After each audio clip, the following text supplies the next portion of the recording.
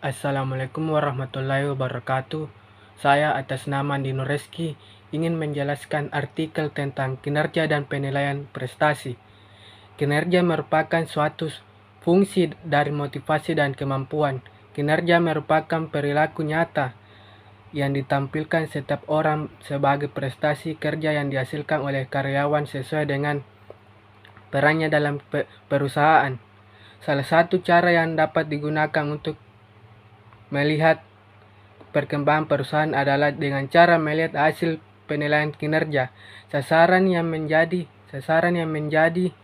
objek penilaian kinerja adalah kecakapan kemampuan karyawan dalam melaksanakan suatu pekerjaan atau tugas yang dievaluasi dengan menggunakan tolak ukur tertentu secara objektif dan dilakukan secara berkala.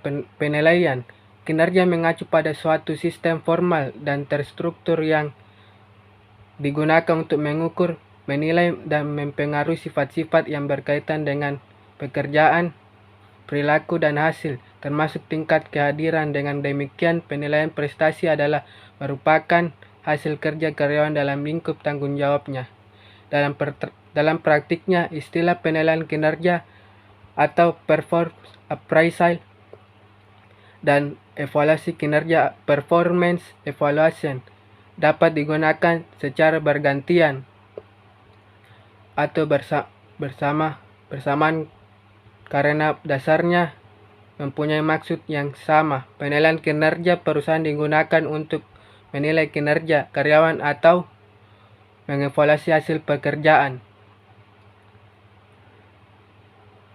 Apabila penilaian kinerja dilakukan dengan benar, para karyawan, para penyelia, departemen SDM, dan akhirnya perusahaan akan diuntungkan dengan adanya kepastian bahwa upaya-upaya individu memberikan kontribusi. Fokus strategi perusahaan. Selain itu, penilaian kinerja diartikan pula sebagai sebuah mekanisme yang baik untuk mengendalikan karyawan. Instrumen penilaian kinerja dapat digunakan untuk mereview kinerja, peringkat kinerja, penilaian karyawan, dan sekaligus evaluasi karyawan, sehingga dapat diketahui mana karyawan mampu melaksanakan pekerjaan secara baik, efisien, efektif, dan produktif sesuai tujuan perusahaan. Ada beberapa faktor yang mempengaruhi kinerja seseorang sebagai berikut. Yang pertama, efektivitas dan efisiensi. Yang kedua, otoritas atau wewenang. Yang ketiga, disiplin. Yang keempat, inisiatif.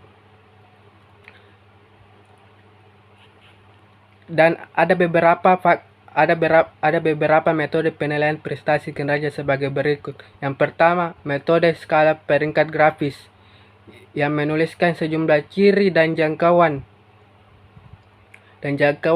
nilai kinerja untuk setiap ciri. Karyawan kemudian dinilai dengan mengidentifikasi nilai yang paling sesuai dengan tingkatan kinerjanya untuk setiap ciri.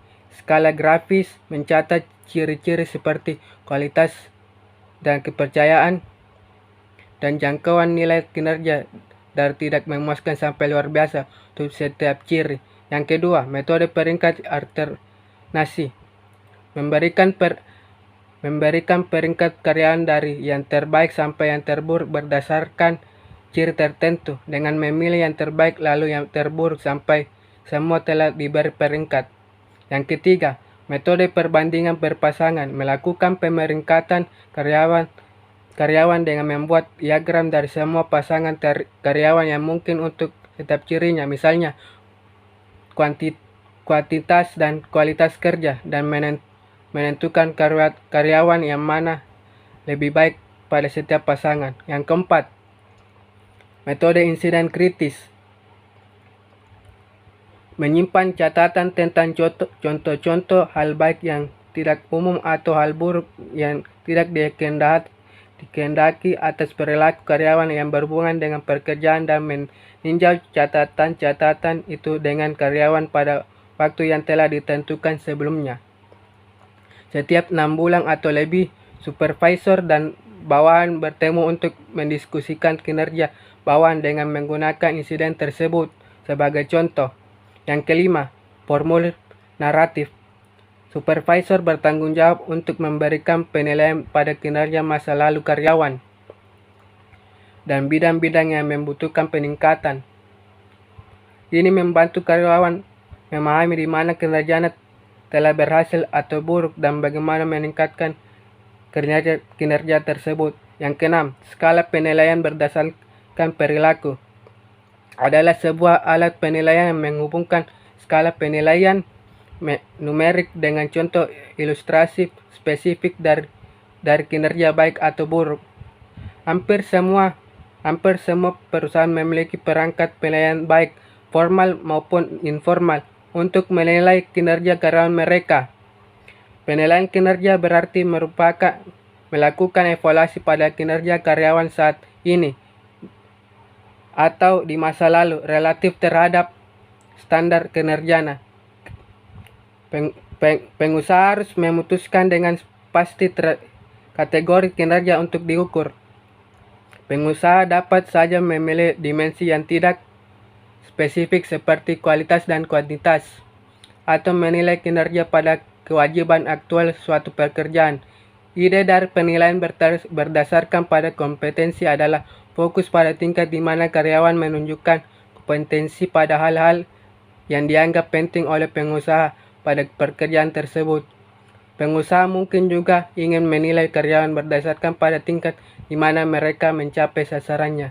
Demikian pembacaan artikel dari saya.